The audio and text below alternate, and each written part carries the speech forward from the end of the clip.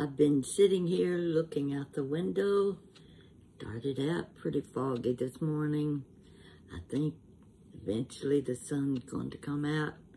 That always makes me feel better.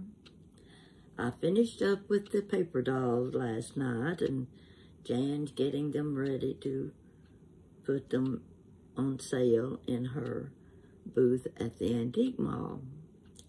They're pretty exciting little things if you ever played with paper dolls. You can't help but have good memories about them. Now I'm sitting here in one of my Goodwill little house coats. The zipper kind of tore up on me, and I finally worked with it a little bit and got it to working again. I may have fixed it so well that I won't be able to get out of the house coat now, but we'll see. It'll work for the time being. I've been thinking about a story. I've wanted to tell this story for a long time. It's special. It has to be told right. And I put it off, and it goes back in time, way back in time. But I thought it was one you would enjoy. And it goes like this. His name was Harold. He was just a kid in the neighborhood. Lived at the top of the hill on the same street where we lived. Harold was a tall, slender young man. Had a head full of hair, auburn red hair. Good-looking kid. He was the same age as my sisters, Jeanette and Bename. And in the neighborhood, they ran around together. Now, they didn't have contact with each other at school, but they were neighborhood friends. Now, give you a little background on Harold. He came from a large family. Mother had been married twice. Her second marriage, you might say, he wasn't worth a darn. He wouldn't work. And Fanny, Harold's mother, the only income she could get was from washing and ironing clothes for people. Now, this was not an easy job. Fanny had one leg that they called, in those days, it was called elephant leg. Now, I don't know what the medical term is for it, but I think you know what I'm talking about. It was where the foot and leg grows very large, very heavy. It was hard for her to walk, and everywhere she went, everything she did, she had to walk. They didn't own an automobile. Most people didn't in those days. But living at the top of the hill, it was a dirt road. Wasn't easy climbing up and down that hill and doing washing and ironing for people.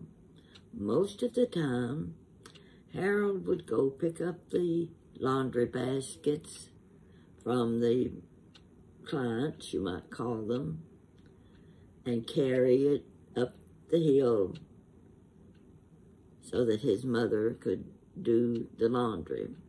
Now, when the laundry was finished, she would iron all of the clothes, and Harold, again, would carry the laundry basket back down the hill to the neighbor or the person in town that had hired Fanny to do her work. Now, that's what her income came from. Her husband would sit on the front porch and read his books and that. Most of the older kids from the first husband were married, moved away, But there was Harold, and he had a couple of other brothers and sisters still living at home. Now, the first memories I have of him, I must have been about 5 years old. We had a great big back porch, banister. Actually, it was wooden boards. It wasn't those banister railing all the way around the porch. It was a covered porch. That's where Mama did her washing and ironings in the summertime. And I remember the day she was out on the back porch ironing. I was sitting on the back steps, wooden steps led from the porch down to the backyard. The backyard led to the path that went through a field, and you ended up on another street where Elsie's store was. So I'm sitting there talking to Mama while she irons. And I said, I remember I was about 5. I said, Mama, do you know why Miss Moore has 2 cows? Well, of course, what was Mama to say to that? No, I don't know why she has 2 cows. I answered back. She has 2 cows so that if one dies, she'll still have another. About that time, Harold walks up behind me, and he overhears what I've said to Mama. Well, he never let go of that. Every time he would see me, he would say, you know why Miss Moore has 2 cows? And of course, he would do that to irritate me. And it did irritate me, even as a little girl. Growing up, my family took to Harold as if he was just another brother in the family. Partly because he stayed with us every night. This was after the war. Daddy's job was in construction work, and he was out of town most of the time. He worked 5 days a week out of town, came home on Friday night. Mama happened to be afraid of the dark. She was always afraid at night. And she felt that as long as there was a male figure in the house at night, she was safe. We were safe. So she paid Harold $25 a night to stay with us. Well, you might as well have been handing that to a 5-year-old to think that Harold was going to protect us. If anything happened, danger of any kind, he'd been the first one hiding under the bed. But he was a male figure in the house. And naturally, he could use the money. He needed the money. And most of the time, he might eat supper with us. That was one other mouth that Fanny didn't have to worry about on her meager income. Everything Harold said or did was funny. I don't know what it was, but you've known people like that. Whatever they said, it made you laugh. Now, running around with my 2 sisters, I can't imagine what that would have been like, but I did see a few of the experiences. For one, when they didn't have anything better to do in the neighborhood, they'd go down to Elsie's store. Well, the 3 of them would get there just about the time the pop truck showed up. You know what the pop truck is, that the Pepsi-Colas and the RCs and the Coca-Cola that were delivered to Elsie's store in cases. That was a time period when if you picked up bottles off the street or off the road, you know, cleanliness, people would throw away their pop bottle. But if you collected those pop bottles, you could take them to the grocery store and they'd give you 2 cents for each bottle you brought back. Well, you had 3 bottles, that was 6 cents. And for a nickel, you could get a candy bar or you could buy an RC. That's not bad doing. So what Harold and Jeanette and Ben May would do was wait outside while the pop man took a case of drinks into Elsie's store. Now, he would put the empty bottles that she had received from the neighbors, he would bring those cases back out to the truck. While he was in the store, Harold would jump up in the back of the truck and he would hand Jeanette 2 bottles, empty bottle. He'd hand 2 to Ben May, and he would get 2 or 3 bottles, and then they'd wander off. Well, of course, the pop man didn't see what they had done, neither did Elsie. So after the truck left, they would go into the store and give Elsie the pop bottles, and she'd give them pennies back. And with that, they could buy another bottle of pop, and they could buy candy bars or fudgesicles, whatever they chose. But you know, you could get a good bit for a nickel. Now that was their little trick. And Harold was full of tricks. Night after night, we sat in our dining room. At that time, Mama didn't have the big round cabriolet dining table. We used the dining room for a sitting room. There was a sofa, and under the double windows was a daybed. That's where Harold slept, because we didn't have enough beds and bedrooms for extra people, because they were already sleeping 2 and 3 to a bed. So Harold slept on the daybed. In the middle of winter, snow on the ground. Oh, it was so cold. And that was the early days when we had a pot-bellied coal stove in the living room that heated the whole house. Of course, the living room, dining room, big open doorway between the 2 rooms. Harold said, "It's getting hot in here." Okay. He wanted to open the window, so he raised the dining room window right over the daybed. Well, we're talking and laughing. Anything he said, we would laugh at it. And Mama would, Harold, we need a bucket of coal. Go down to the basement and fill up the coal bucket.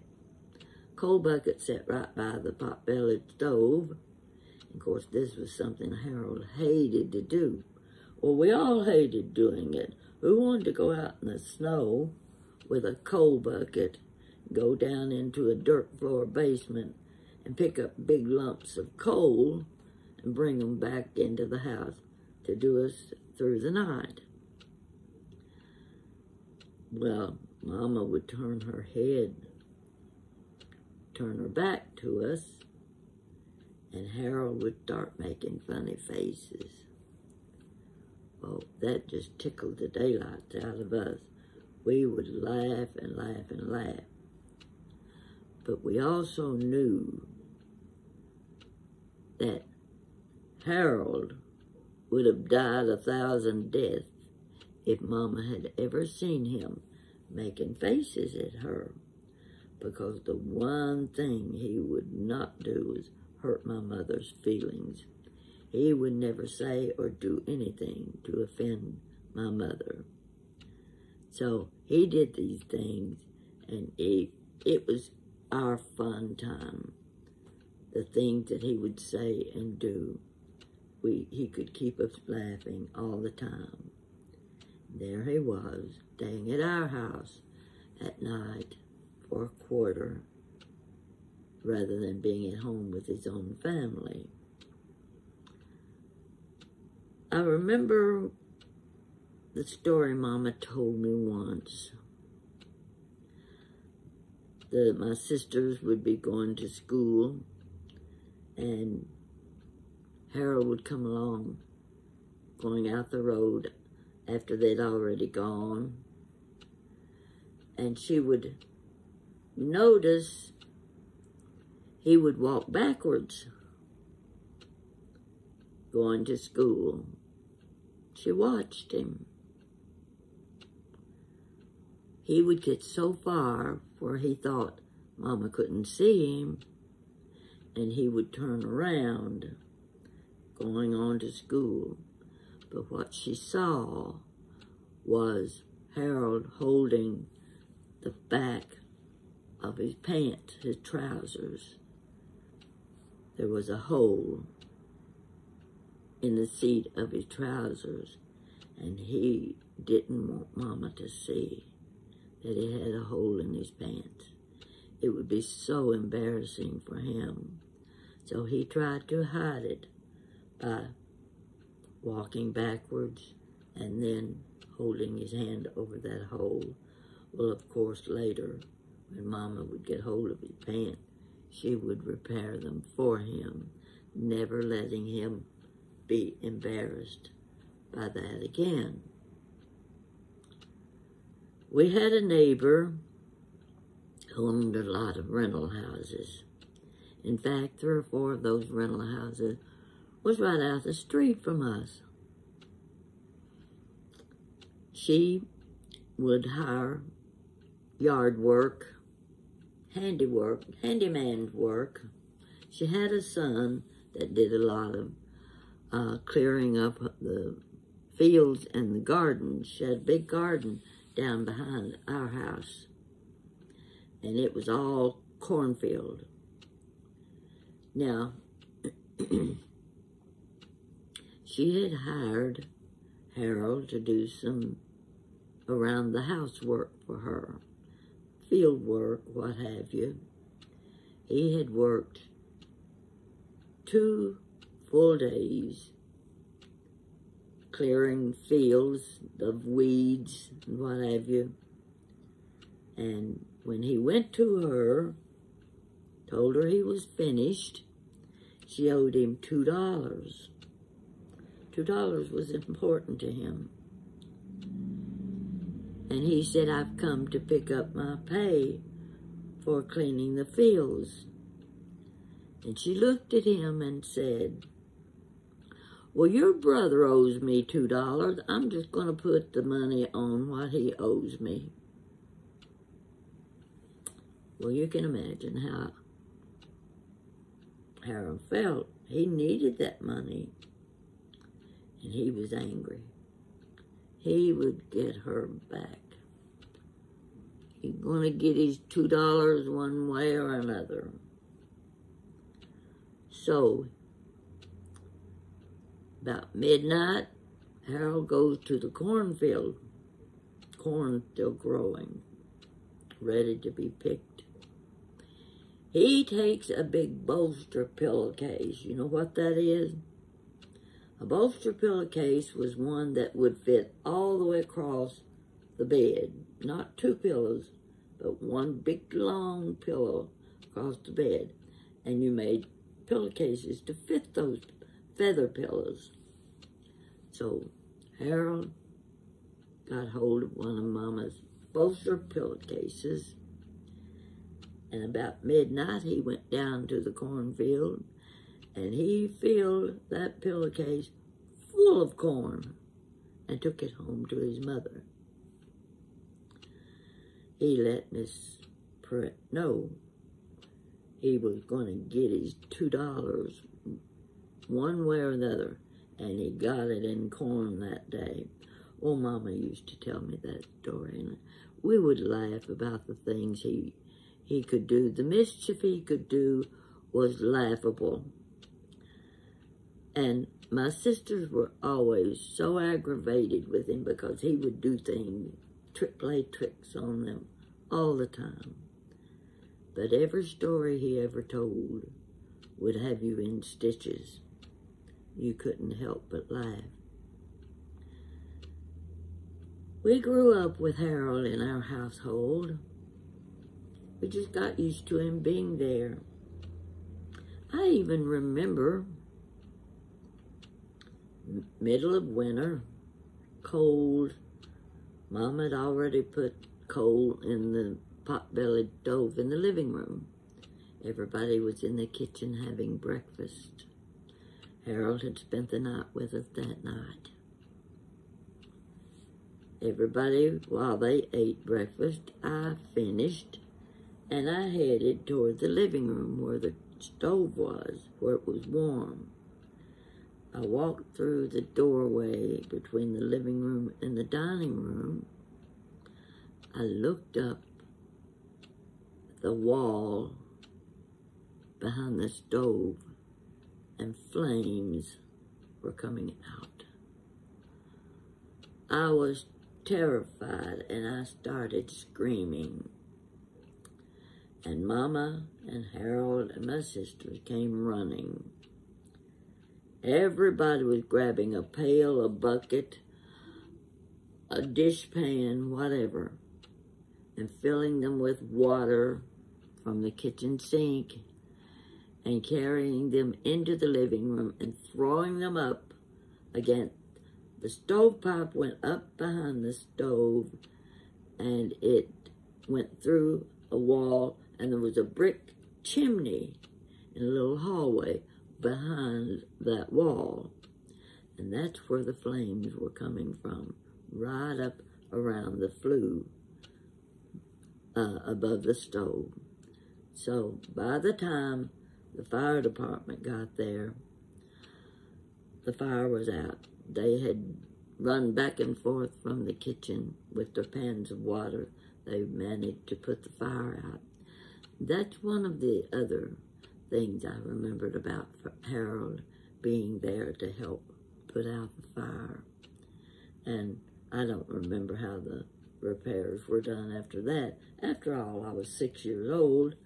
I wasn't interested in how the repairs were made in the house. But Harold stayed with us all through high school. He was there. He was part of the family. He left high school and he went north. I can't tell you much about what happened. I know he went to New Jersey, and occasionally he would come back home, and the first thing he did was knock on our door. He had come to see my mother. Mama had a habit of talking about her aches and pains. You know, some women like to discuss their miseries, and we were living in a neighborhood full of women like that, older, elderly women. They didn't have much to talk about.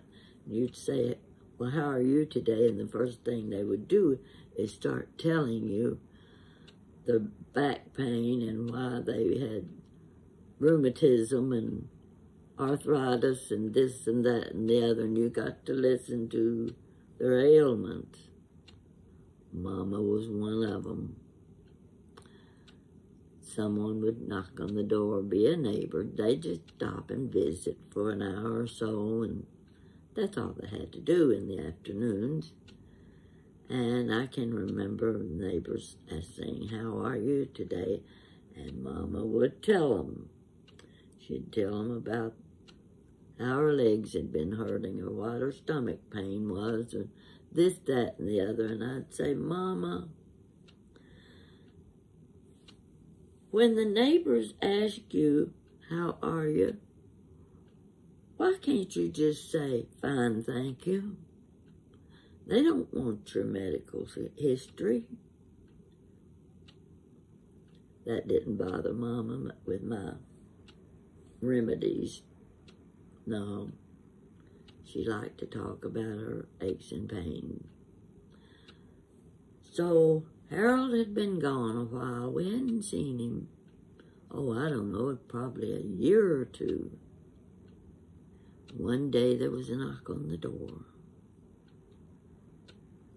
Mama answered the door, and there stood Harold.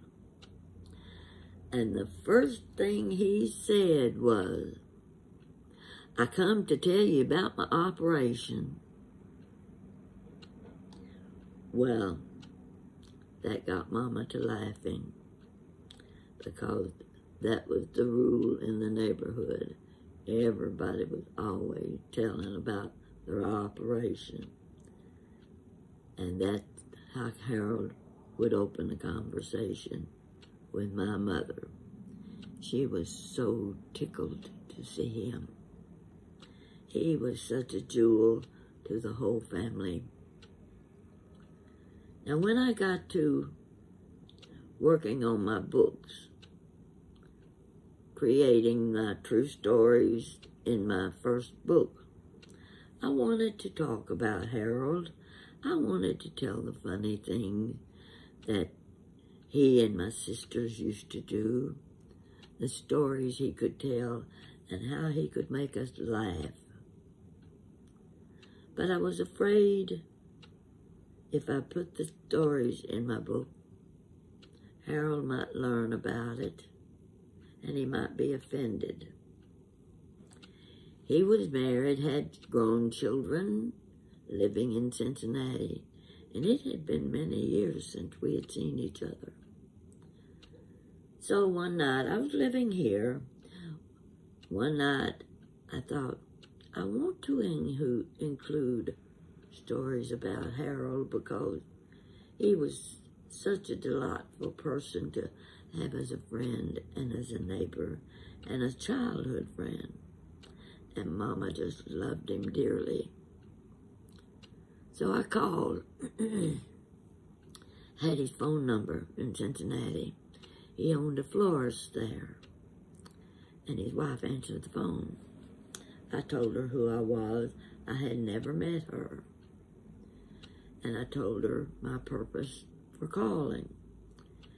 And I wanted to get Harold's permission.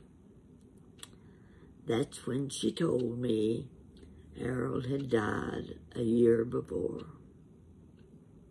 But she knew that he would approve of me telling the stories that included him. So, I'm telling you a story now about Harold. Maybe you had someone in your family, someone in your life that meant so much. I watched these stand-up comedy people on the internet. Oh, Jean Robertson, she fantastic, was fantastic. She was so funny. We have so many of them, so funny. But every time I watch one of them, I think, Harold would have been the best stand-up comedy ever. He was so funny. He made life a delight when you were around him, when you were with him. The things he could do, the things he could say. And Harold was from a poor family. His family was the type that would be considered poor. There were no food stamps. There was no extra government income or family. Whatever you had, you worked for it. There may have been a few government commodities during those years, but there were no food stamps. There was no housing money. No. You worked. You paid for everything you had. Never heard Harold complain, except when Mrs. Pruitt didn't give him his $2 for clearing the field. And I know that he enjoyed every bite of that corn that he ate from Miss Pruitt's cornfield. He was going to get his $2 back. One other story Mama told me. Harold needed a new pair of shoes. He was putting cardboard in the bottom of his shoes. When that cardboard would wear through, he'd cut out another piece, put in the soles of his shoes. He had earned enough money for a new pair. Again, he had $2. He was going to town to get him a new pair of shoes. Mama said he was so excited. She waited. When he came home, wearing his new shoes, they were about 2 sizes too large. He didn't even try on the shoes. He picked them out, and he was so excited to have enough money to pay for a new pair of shoes, a pair of shoes that he wouldn't have to put cardboard inside so that his feet didn't touch the ground when he walked. And Mama said, here he came in the front door, so happy and so proud of his new shoes. She had lots of stories like that she could tell because she remembered those things. I was just a kid. I just looked up at him and got mad at him when he made fun of the things I said and the things I did, and the way he kept saying, do you know why Miss Moore has 2 cows? He delighted in teasing me. And he teased me a lot. He teased my sister Wanda. And he ran around with the other 2 sisters. And Mama loved him like a son. I can't remember the last time I saw him. It was many years ago. But that's my story. Why do I have to cry? That was my story about Harold. I wish you could have known him. So, it's just another story today. And I'll stop crying. But I wish you could have known, my friend.